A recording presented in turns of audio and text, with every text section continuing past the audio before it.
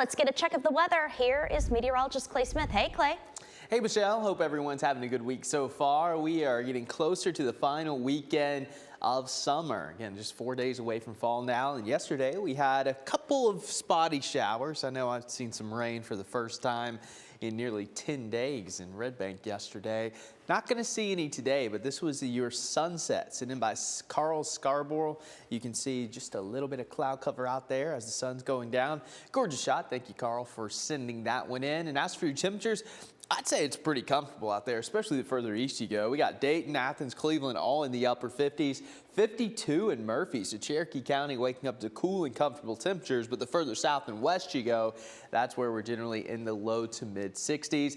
By this afternoon, we're really going to warm it up. In fact, we're looking at 87 in Soddy Daisy, 87 in Pikeville as well. Our eastern communities, much of the same, 83 Andrews, 87 Tellico Plains, 88 Chatsworth, nearly 90 in Calhoun and Dalton, and we'll have 87 in Bridgeport, Stevenson, and 88 down in Scottsboro over in Jackson County. So once again, it's going to be an unseasonably warm day. Our average high closer to that 83, 84 range, and there's nothing going on. Okay, dry conditions. There could be a little bit of patchy fog, but for the most part, we're looking good, especially in valley locations. Here's a look coming down the ridge cut, heading towards Chattanooga.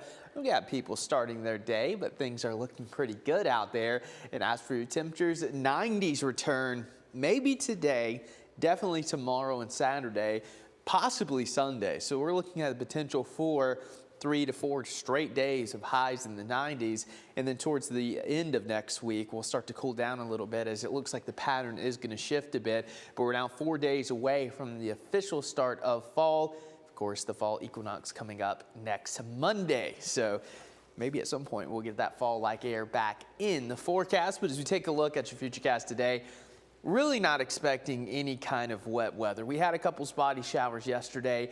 It's a lot drier out there today, so unlikely we see any rain tonight. Things will be calm, and then tomorrow much of the same. But as we take a look at your potential rainfall, I'm thinking towards the middle of next week, things could start to change a little bit. Starting to see a little bit of rain moving back in, 1/4 to 1/2 of an inch possible over the next 7 days. I expect this to go up a little bit, because it looks like we could have this cutoff low move across the Mid-South next week, and that could lead to a wetter than normal pattern as we kind of move through the end of the month. So after about a week, week and a half, almost 2 weeks of dry weather, it does look like things are going to change. So we'll keep you updated on that. Also yesterday, we had our 7th named storm of the Atlantic hurricane season develop. Again, we had been tracking that area of low pressure.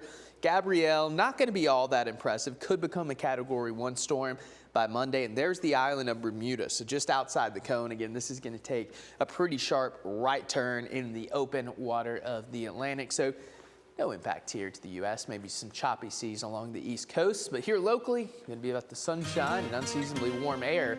That'll stick around through early next week, and then we'll finally have some rain chances returning Tuesday and Wednesday as the pattern starts to shift just a little bit. Michelle?